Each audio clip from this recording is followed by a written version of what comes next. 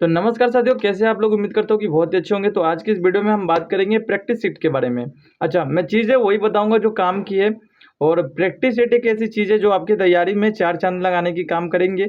अगर आपका जो लेवल है वो 60 नंबर का है तो प्रैक्टिस सेट के बदौलत आप उसको 75 नंबर डाल सकते हैं। अगर आपका 70 नंबर का है तो उसको 80 नंबर करने के लिए भी आपको प्रैक्टिस सेट का भी सहारा लेना पड़ेगा। अच्छा, प्रैक्टिस सेट के बारे में बात कर लेते हैं। पहले तो वीडियो को एंड तक देखना। जो भी चीज़ें हैं किफ़ायती है और जो भी चीज़ें सही है, काम की है, मेरे लिए भी काम की है। मैंने अपना एग्ज़ाम निकाला है, इसी के वजह से, इसके बदौलत ही बोल सकता हूँ। तो सारी चीज़ें मैं आपके साथ डिस्कस करूँगा, तो वीडियो को बिल्कुल एंड तक देख के ही जाना। और बिल्कुल मैं गारंटी देता हूँ कि जो जैसे मैं बता रहा हूँ, जैसे मैंने किया है, मैं भी अभी सेम प्रोसेस वैसे ही कर रहा हूँ। क्योंकि मैं ये वाला एग्ज़ाम भी दूंगा और ये वाला भी अपना निकलेगा, ठीक है। अगर आप लोग भी सेम चीज़ फॉलो करते हैं, मेरे साथ फॉलो करते हैं, तो बिल्कुल आपका भी निकलेगा। चलिए टाइम वेस्ट नहीं करते हैं, बात कर लेते हैं। आप 90 नंबर का जो मार्क्स है वही आप प्रैक्टिस सेट से बना सकते हैं। क्योंकि 10 नंबर का करंट अफेयर्स है, वो आपको अलग से ही करना पड़ेगा। उसके लिए मैं स्पेशल बता चुका हूँ। करंट अफेयर्स आपको कुमार गौरव सर से पढ़ना है। यूट्यूब पर उनका क्लास आता है 6 महीने का।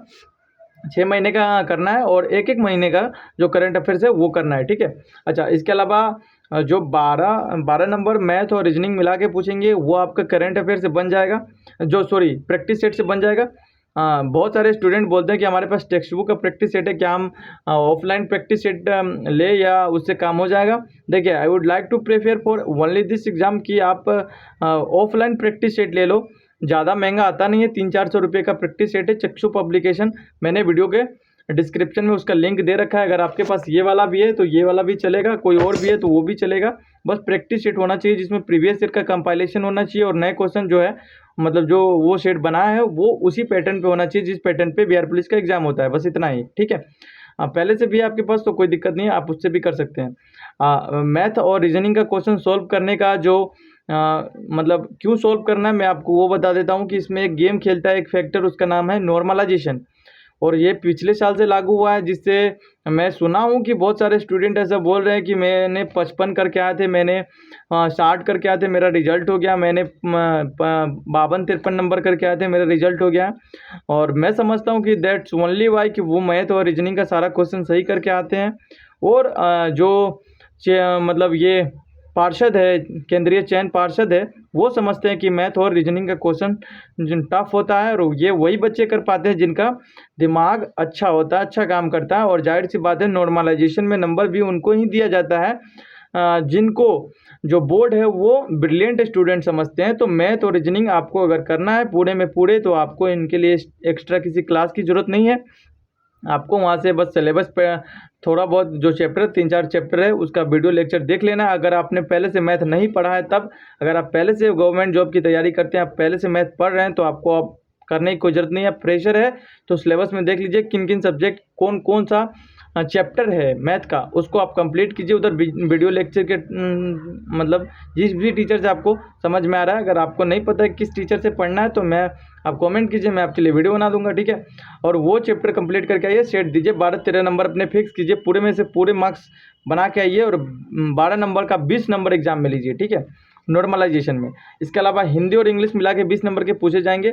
ये भी आपका बहुत हद तक हेल्प होगा, क्योंकि सिनोनिम एंटोनिम जो आते हैं वो आपको अगर यहाँ पे जो टकरा गया पर्यायवाची शब्द विलोम शब्द, वो आपको एग्जाम में बिल्कुल डेफिनेटली आपसे बन जाएगा, कोई इसमें दो राय नहीं है।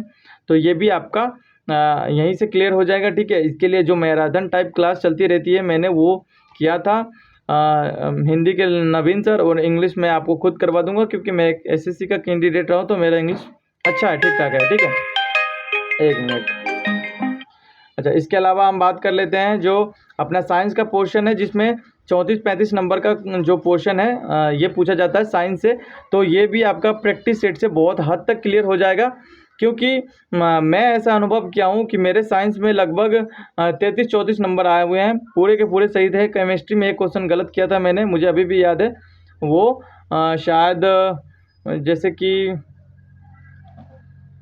वो मेरे हिसाब से CO2 को पिघलाने पे क्या पाया जाता है, क्वेश्चन ये था, CO2 को गर्म करने पे मतलब क्या पाया जाता है पिघलाने पे, ठीक है, ऐसा कोई क्वेश्चन था।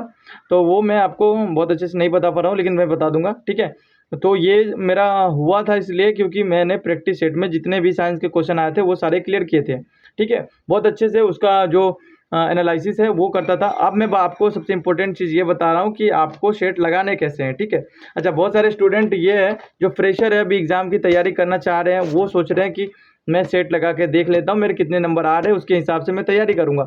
दूसरे वैसे स्टूडेंट हैं जिनकी सिलेबस कंप्लीट हो चुकी है लगभग, कहीं ना कहीं से अपना सिलेबस वो कंप्लीट कर चुके हैं, वो सेट देना चाहते हैं। तीसरे वो जो बीच में है, बीच में यानी कि लुसेंट भी कुछ कर चुके हैं, कुछ और भी सब्जेक्ट कहीं कहीं से कर चुके हैं, अब वो भी सेट, उनका भी सेट सेट तो देना पड़ेगा, जाहिर सी बात है। और तीनों कंडीशन में आप सेट लगा सकते हैं, ठीक है।